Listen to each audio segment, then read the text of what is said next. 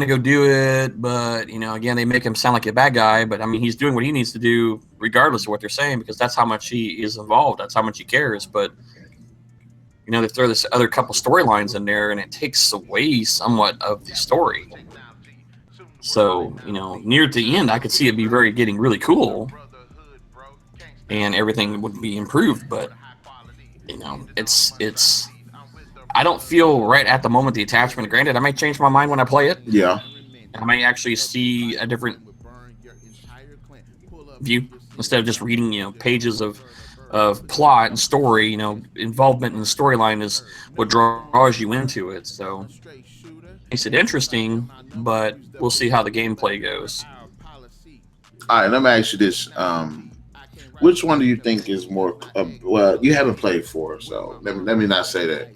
I wanted to ask you about like the Flood versus the Prometheans, and the Prometheans are actually a pretty good replacement for the Flood.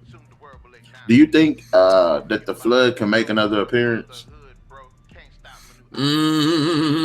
Well, we know. Well,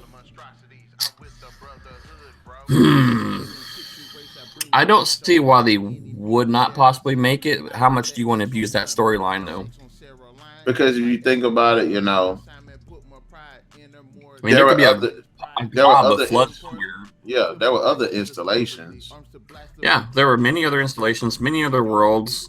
Granted, I think the Gravemind was the culmination of all those up on the ring.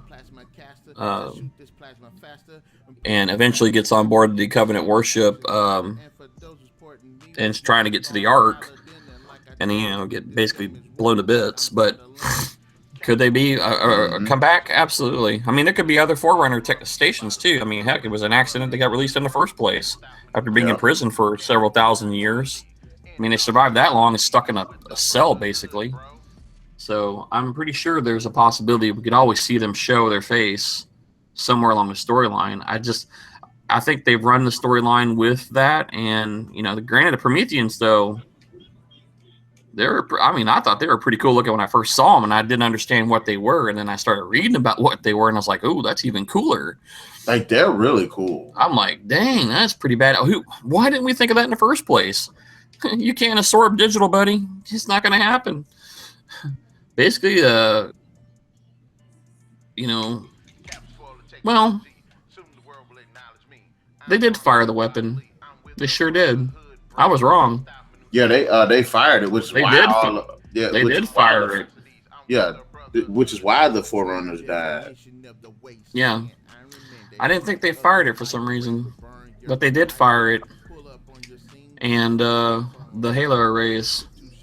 But the those Ark vessels reseeded everything, so. I need to go back and read some more then. I must have skipped a section somewhere.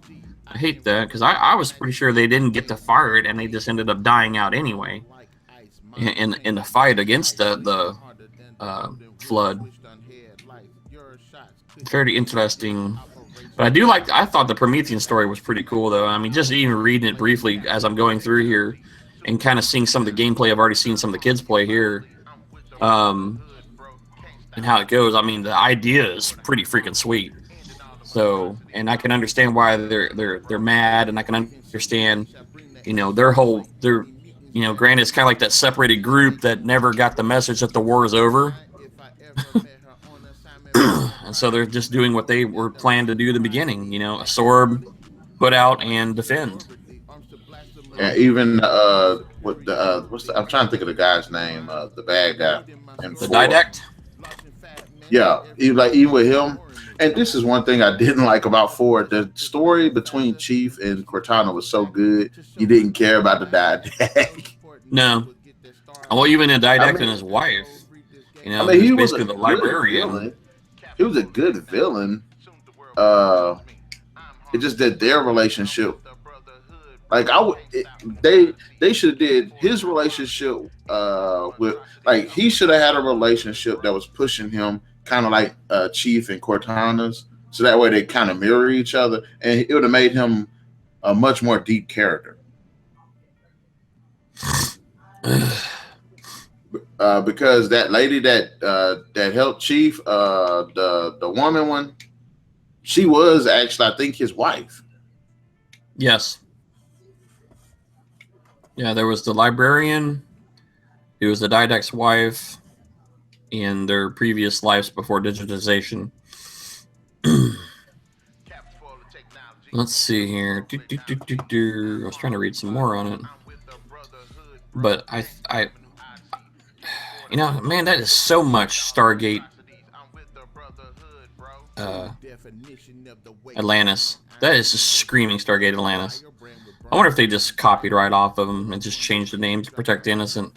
Because, I mean, it's screaming. Now I'm really reading into it. I'm like, you know what? That sounds just exactly like the Stargate Atlantis storyline. Forerunners, Atlanteans, It is screaming it. Screaming it, I'm telling you. Creating a race that cannot be absorbed, same thing. Wow. How coincidental that is. I know they got the idea for Halo, the Ring Worlds from a book series called Ring Worlds or something like that. Yep. And I read up on it, and it was actually a pretty interesting I think it's an Arthur C. Clarke book. I think. I could be wrong. Because there's a couple different series. You ever heard of a Donovan? Well, no, that wouldn't even really play a role in this. But, Donovan Sphere is a world built around a star. And the Halo rings were basically rings built to survive the Forerunners after the flood, to keep them from, being, absorbed, and give the Forerunners, a place to live. Yeah. So it's like, how much ties into it, and how much other science fiction stories have played in the role of Halos. I mean, we've always had Ringworld. You're right. There's a series called Ringworld. 1970, made by Larry Niven. Hold on 1 second. Hey, sweetie. Yes. Me and Ken out here shooting a video.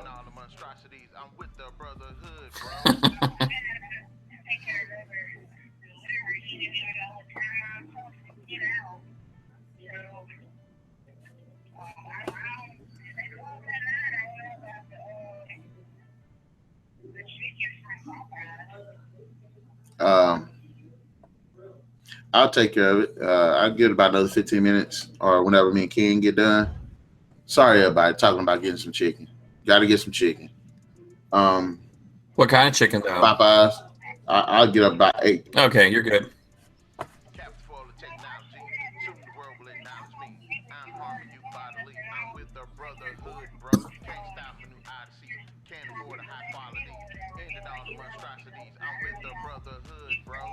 Definition of the wasteland. I remember. Oh yeah. Yeah, we'll be done in a little bit. All right. No stormtrooper.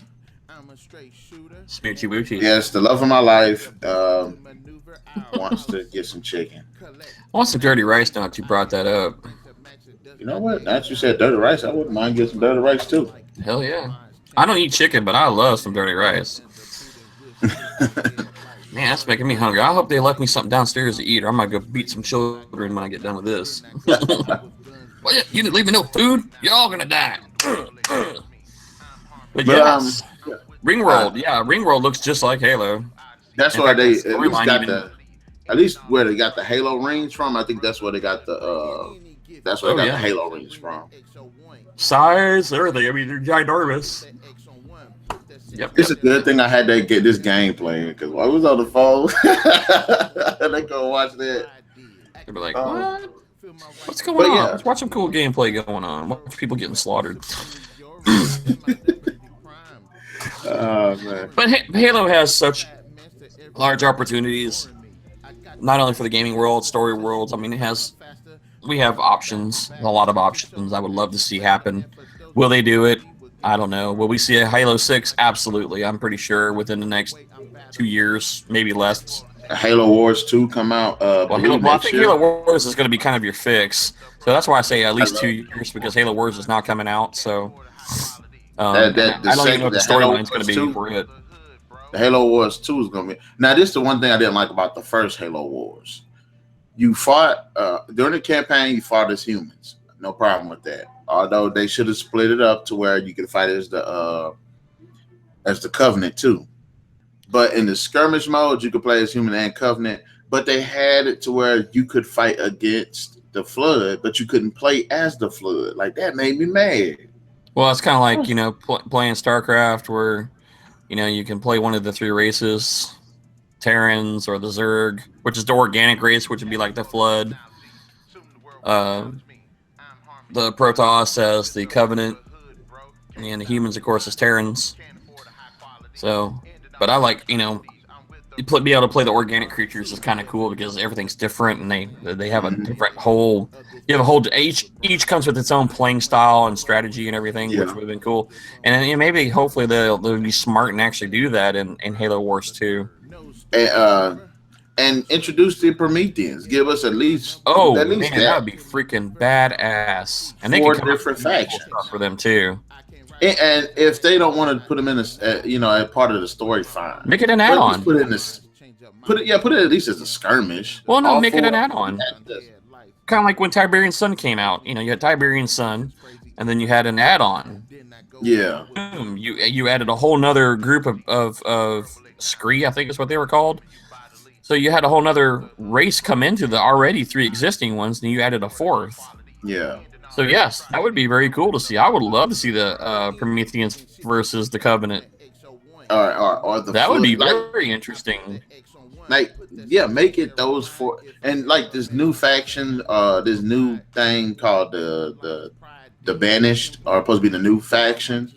I don't mind that, but at least with the skirmish mode, at least make it to where you get to play with each, with the Covenant, the humans, the Banished, the Prometheans, the what you call it, and the Flood. You know, make it to where we have more options. Like that's the one thing I regretted in the first Halo Wars. I was like, "Are you serious? I can't play with this faction."